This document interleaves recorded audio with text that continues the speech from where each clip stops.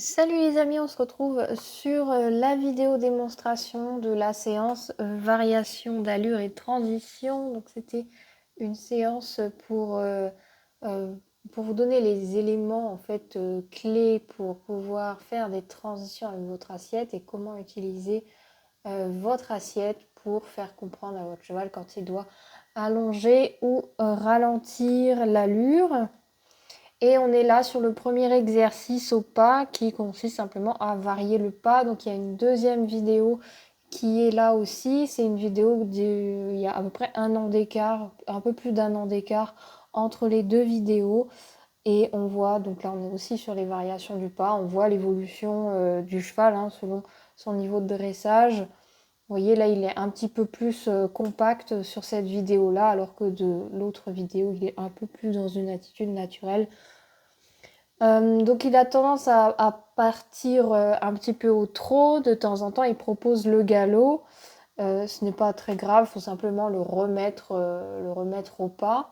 Et dans le cas où le cheval a tendance à trottiner au lieu d'allonger le pas, il est profitable de bien rallonger les rênes et permettre au cheval de s'étendre un peu plus vers l'avant et vers le bas. Voilà, et là je ralentis le pas, ralentir le pas le plus possible à la limite de l'arrêt. Alors quand je ralentis, moi il a tendance à me proposer du pas espagnol, donc j'essaye de lui faire comprendre que c'est pas ça que je veux. Il peut me proposer aussi des départs au galop, voilà, on a vu qu'il a trottiné encore une fois. Donc répéter vraiment les variations. Donc moi il a plus de mal à allonger, donc je vais passer plus de temps à allonger dans la séance, à essayer de rallonger les rênes que de raccourcir le pas. Et ce qui est important, c'est surtout la réactivité de l'un à l'autre.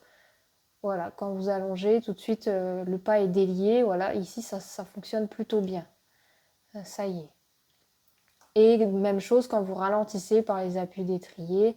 Tout de suite, le cheval revient en ralentissant son pas. Voilà, comme ici, il vient de faire. Et de nouveau, quand vous les rallongez, vous permettez au cheval de s'étendre et de ravancer immédiatement. Ensuite, on est sur l'exercice de transition entre le pas et le trot. Et même chose, c'est la réactivité qui est recherchée. Et donc du coup, au plus vous allez chercher à ralentir le pas, donc à partir au trot, à partir d'un pas un peu ralenti, et à partir dans un trot qui est un peu plutôt actif, au mieux ce sera. Donc plus c'est contrasté, en fait, votre transition, au mieux ce sera et au plus ça va solliciter votre cheval. Les transitions pas trop aussi, quand vous les rapprochez, ça peut préparer votre cheval à partir au galop du pas. Donc c'est aussi un moyen de préparer les départs au galop du pas, de faire beaucoup de transitions, pas trop, pas trop, pas trop, et ensuite demander un départ au galop et voir si le cheval part au galop. Bon là, moi en l'occurrence, il a tendance un peu à se jeter en avant, alors que je voudrais plutôt qu'il se monte vers le haut.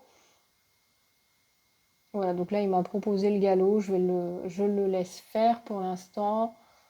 Et voilà. Si ça se répète trop par contre, ne pas laisser galoper un tour entier, au bout de 3 foulées, tout de suite reprendre. Voilà, c'est pas ça que je voulais du trot. Il lui aura expliqué. Là, je sais qu'il me propose le galop pour me faire plaisir et pour voir si ça peut me faire plaisir. C'est pas de la confusion. Donc bien distinguer entre les deux. Voilà, et transition du trot vers le pas, tout de suite on voit qu'il est dans un pas ralenti tout de suite. Il passe pas dans un pas à la limite du trot. Faut que ce soit vraiment contrasté. Voilà, même chose ici, on est presque sur une transition trop-arrêt. Donc normalement, si vous êtes si vous avez un cheval qui est vraiment réactif sur ces transitions-là, les transitions trop-arrêt, elles devraient arriver facilement. Parce que c'est l'étape d'après. Donc bien chercher à avoir la réactivité. Dès que vous changez votre assiette, dès que vous approchez les mollets, tout de suite ça part au trot. Et dès que vous revenez un petit peu plus sur le pubis ou que vous appuyez sur les étriers, tout de suite ça doit revenir dans le pas. Donc là, La réactivité, c'est important et ça signifie aussi que le cheval met son équilibre à votre disposition et que vous avez vraiment le contrôle de son équilibre et d'alterner donc des transitions entre le pas et le trot assez rapprochés.